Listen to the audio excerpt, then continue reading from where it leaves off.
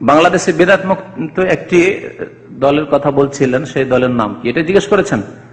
দেখেন, এই দলের প্রথম লক্ষণ বলি, এই দলের লক্ষণ হচ্ছে কোরআন এবং হাদিসের নির্ভেজাল অনুসারী হওয়া। কোন ব্যক্তি তাদের সামনে কেন্দ্রীয় ব্যক্তি নেই রাসূলুল্লাহ সাল্লাল্লাহু আলাইহি ওয়াসাল্লাম ছাড়া, এটি হচ্ছে সবচেয়ে বড় লক্ষণ। যদি কোন দলকে দেখেন যে তারা বলছে আমাদের কেন্দ্রীয় ব্যক্তি একমাত্র রাসূলুল্লাহ সাল্লাল্লাহু আলাইহি ওয়াসাল্লাম, তাহলে জানবেন যে সেটি হক দল। এটি হচ্ছে লক্ষণ তাদের। নাম জানেন আর না জানেন, বাকি যতগুলি দল আছে তাদের কেন্দ্রীয় ব্যক্তি কেউ না কেউ আছে। যতগুলি পীর ভক্ত দল আছে তাদের কেন্দ্রীয় ব্যক্তি হচ্ছে তাদের পীরে কিবলা, ঠিক কিনা? তারপরে যতগুলি রাজনৈতিক দল আছে তাদের কেন্দ্রীয় ব্যক্তি তাদের রাজনৈতিক প্রথম ব্যক্তি, যে ব্যক্তি এই দল প্রতিষ্ঠা করেছে, ঠিক আছে? তারপরে প্রচলিত তবলিগের যে দল রয়েছে তাদের কেন্দ্রীয় ব্যক্তি ইলিয়াস সাহেব।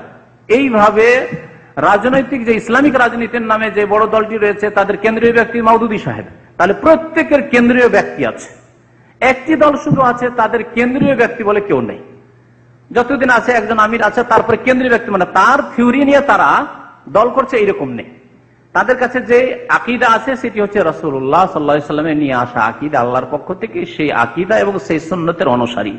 আর সেই দলের নাম যদি জানতে চান আমার কাছে, সেই দলের নাম হচ্ছে বাংলাদেশে, ভারতে, পাকিস্তানে, এই তিনটি দেশে তাদেরকে আহলে হাদিস বলা হয়।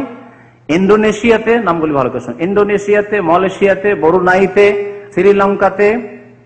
শ্রীলঙ্কাতে, তারপরে আপনার মালদ্বীপে, এসব দেশগুলিতে, তারপরে আপনার মিশরে, সুদানে, এসব দেশগুলি তাদেরকে জামাত আনসারুস সুন্নাহ বলা হয়।